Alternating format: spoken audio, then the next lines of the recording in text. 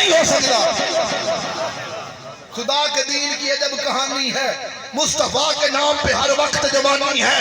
مسجد کے میناروں سے جو آتی ہے اذان کی آواز، بستی کھوکھر آباد والے ہو، یہ محمد کے بچیوں کی مہربانی ہے۔ مسجد کے میناروں سے جو آتی ہے اذان کی آواز، یہ علی کے بیٹوں کی مہربانی ہے۔ میرے آقا دی بار کا صحابہ ہے۔ اچھا یہ حوالہ نوٹ کر سو، تفسیر جلالت، تفسیر در منصور، تفسیر تبیان القرآن، تفسیر جمع۔ ہاتھ کے چاہ یاد رسمنا چار حوالے، اچھا بولو سبحان اللہ۔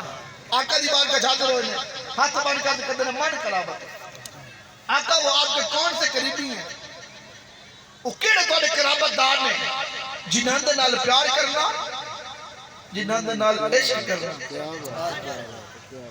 جنہاں تو جان وارنا، جنہاں دے نال محبت کرنا، جنہاں دے نال پیار کرنا، جنہاں دے نال عشق کرنا، ساڑھے اتنے واجب قرار دیتا گیا ہے، ساڑھے اتنے واجب کر دیتا گیا ہے کہ اس گرانے نال پیار کرو گے تو دین بھی سلامت رہے گا، ایمان بھی سلامت رہے گا، دنیا بھی سلامت رہے گی، آخرت بھی سلامت رہے گی۔ آقا وہ آپ کے کون سے قریبی ہیں؟ اب سنیے گا، تفسیر جلالین کے الفاظ ہیں، تفسیر ابن عربی کے الفاظ ہیں، تفسیر در منصور کے الفاظ ہیں، تفسیر جمع کے الفاظ ہیں، تفسیر تبیان القرآن کے الفاظ ہیں۔ اب سنیے گا، مصطفیٰ نے فرمایا اے میرے صحابہ، جن کے ساتھ محبت کرنا تمہارے اوپر واجب قرار دیا گیا ہے، وہ اور کوئی نہیں، وہ پاجتن پاک ہے۔ سبحان اللہ کیا کون ہے؟ ہاچا پائندہ نہیں بندہ ہاچا وے، وہ کون ہے؟ پاجتن پاک ہے۔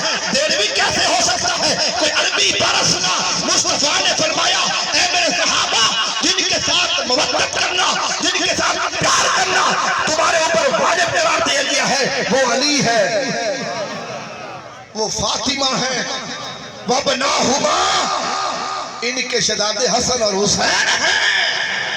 بلکہ پھر میں کیوں نہ کہوں جے دنیا تے سید گھرانہ نہ ہوندا، جے سینہ ٹھریا بولے سبحان اللہ یار، جے دنیا تے سید گھرانہ نہ ہوندا۔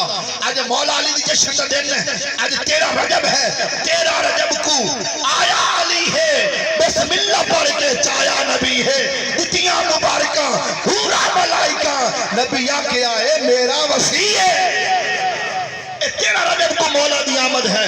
آج ایج بیٹھ کے سوڑے بابے رمضان دی روح کمارا جالی ہو جا رہے ہیں۔